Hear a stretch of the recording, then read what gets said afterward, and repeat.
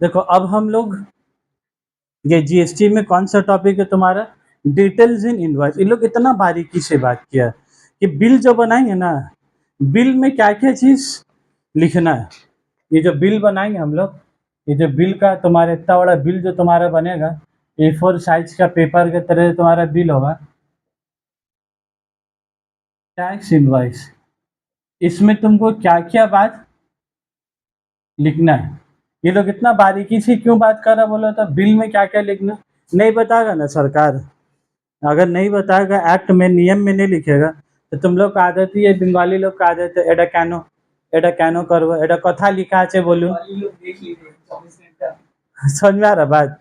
तो लोग का आदत है, कहाँ लिखा हुआ दिखाइए। अब जो बोल रहे बात कहाँ लिखा हुआ दिखाए, कैनो कैनो। तो जिसके लिए छोटा छोटा बात ये लोग एक्ट में क्या है डाल दिया है इसमें, ताकि जो कैनो कैनो करने वाला आदत है, कहाँ लिखा हुआ भाई देख, एक्ट में बात क्या है लिखा हुआ है। और लोग सिग्नेचर करने बोलोगे तो सिग्नेचर नहीं करने मांगेगा। ठीक है चल भाई, सिग्नेचर करने से डर लग रहा, डेट लिख दे आज का। नहीं नहीं लिखेंगे, क्यों लिखेंगे, काहे लिखेंगे, कैनो कैनो लिख वो। अरे भाई लिखा हुआ, जिस दिन बिल बनाएंगे उस दिन का डेट नहीं लिखेगा। तो जिसके लिए लोग टैक्स इनवाइस में ना डिटेल्स ये लोग बनाया है, तो पढ़ लो एक बार क्या क्या डिटेल्स ये लोग तुमको बोला। एन इनवाइस एज 406, देखो, an invoice must have the following details, name and address and GST of the supplier, जिसको बेचोगे उसका जीएसटी नंबर, जिससे खरीद जिसने सप्लायर तो जो बेच रहा है, रेसिपिएंट हो गया जो खरीद रहा है बायर, तो बेचने वाला का भी जीएसटी नंबर और खरीदने वाला का भी जीएसटी नंबर। और कॉमा देकर देखो क्या लिखा हुआ है, इफ रजिस्टर्ड। कॉमा देकर क्या लिखा है तुम्हारा, इफ रजिस्टर्ड, मतलब अगर बेचने वाला जिसको बेच रहेगा वो रजिस्टर्ड है तो उसका GST number, date of the issue, किस दिन, सीरियल नंबर। ये सीरियल नंबर तुम लोग जानते हो, जब भी इनवाइस लोगे ना, यहाँ पर एक जगह होता है इनवाइस नंबर का। क्या जगह होता है बोलो तो, यहाँ पर ही इनवाइस नंबर का।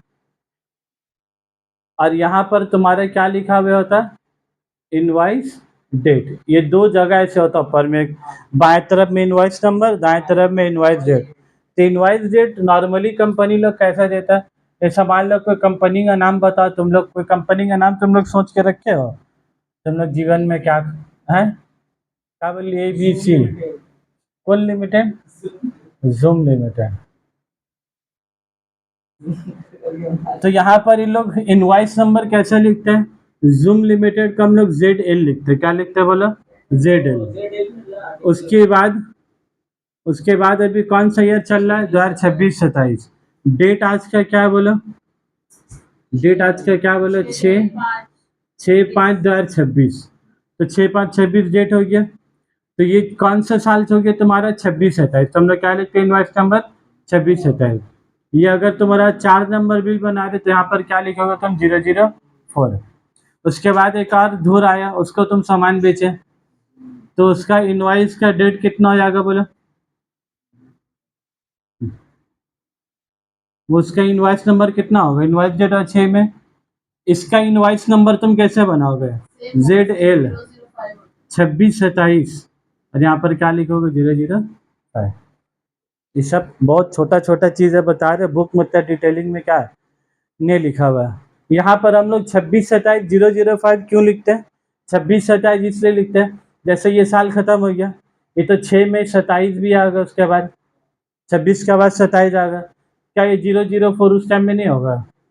तो दो बिल का, तो दो बिल का सेम इनवॉइस नंबर हो गया।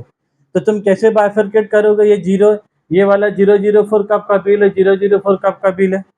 तो जिसके लिए हम लोग यहाँ पर क्या करते हैं, ZL कंपनी का नाम का शॉर्टकट दे देते हैं। उसके बाद यहाँ पर फाइनेंशियल ईयर कितना जाएगा, 27-28, और यहाँ पर कितना लिख देंगे, 00। इसी के लिए ये फाइनेंशियल ईयर इसी के लिए बीच में क्या है डाला जाता है, क्योंकि वो बिल कब का है वो आइडेंटिफाई करने के लिए। और ये इसलिए लिखा जाता है कि बहुत सारा इनवॉइस होता है, तो जिसके लिए कंपनी का एक तो शॉर्ट फॉर्म वहाँ पर ही क्या लिखा जाता है। तो ये हो गया तुम्हारा इनवॉइस नंबर, और ये तुम्हारा क्या हो गया, इनवॉइस डेट। ठीक है, बहुत ज़्यादा बता दे रहे, वीडियो बड़ा हो जाएगा, शॉर्टकट। हाँ, यही से तो प्रैक्टिकली जो बोल रहे थे सब। या तो बुक में तो देखो तुम्हारा क्या लिखा हुआ है, डेट ऑफ द इनवॉइस, फिर क्या लिखा हुआ है, सीरियल नंबर। हम सीरियल नंबर को तुम लोग उतना हेवी रकम सीरियल नंबर क्या बताया, कैसे तुम लोग को सीरियल नंबर देना, ये सब चीज जानकारी रहने से ना तुम लोग सर लोग तुम लोगों का थोड़ा सा इज्जत।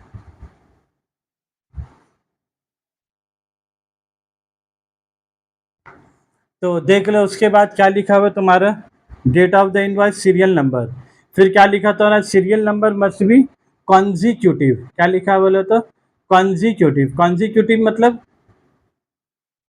जैसा एक बिल कटा बिल नंबर 4, तो दूसरा बिल का बिल नंबर कितना होगा, 5, उसके बाद 6, उसके बाद 7।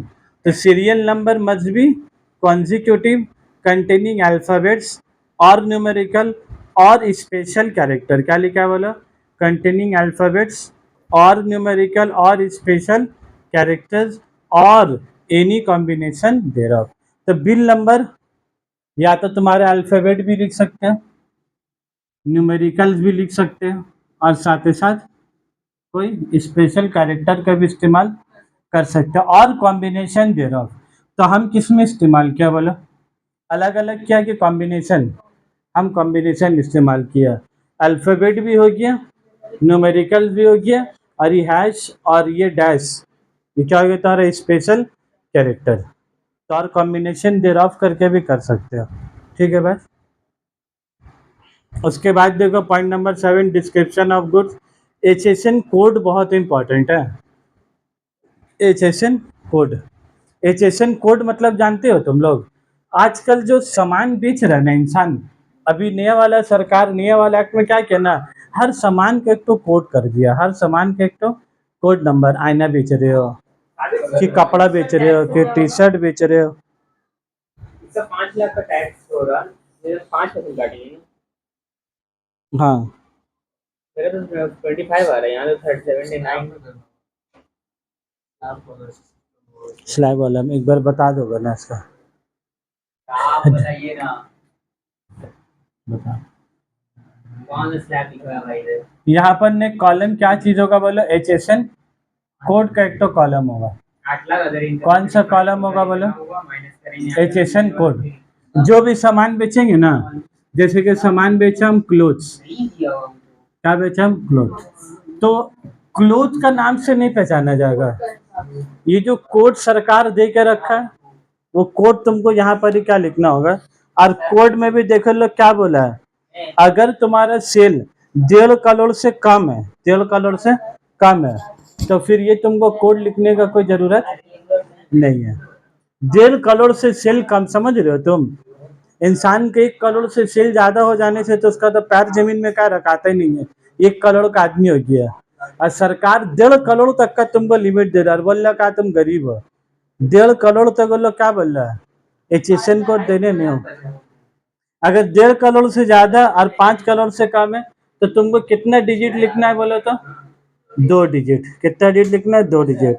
और अगर 5 करोड़ से भी ज्यादा है, तो फिर तुम कितना डिजिट लिखोगे बोलो तो, तब फिर तो 4 डिजिट लिखोगे।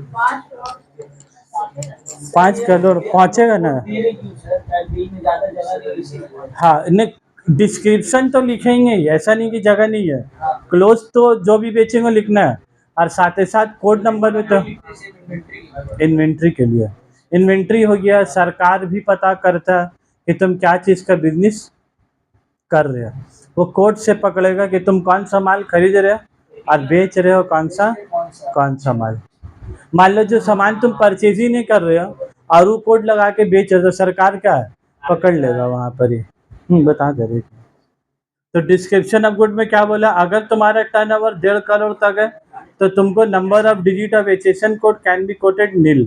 1.5 करोड़ से 5 करोड़ है तो 2, और 5 करोड़ है तो कितना हो गया 4। इसका मतलब हम बता दे रहे, अभी बहुत सारे स्टूडेंट लोग समझना, ये जो एचएसएन कोड है ना सबका अलग अलग है। मान लो कितने तुम्हारे एचएसएन कोड 4402, कितना बोलो 4402। तो अगर तुम्हारा 1.5 करोड़ से कम है, अगर 1.5 करोड़ से कम है तो तुमको नील, और अगर तुम्हारा टर्नओवर 1.5 करोड़ से ज्यादा और कितना से कम है बोलो तो तो तुम कितना लिखोगे 2 डिजिट, 2 डिजिट मतलब तुम कितना इस्तेमाल करोगे 4402 में 44 है, और 5 करोड़ से अगर ज़्यादा है तुम कितना इस्तेमाल करोगे बोलो 4402 इस्तेमाल करोगे। तो जो कोड रहेगा वो तुमको नेटफिट से का आजकल मिल जाता है तुमको जो, ठीक है। इसी के साथ तुम्हारे डिटेल्स एंड इनवाइस का कहानी का हुआ खत्म। इसमें खाली एक तो जो लिखा हुआ रीड कर लो क्या क्या लिखा हुआ।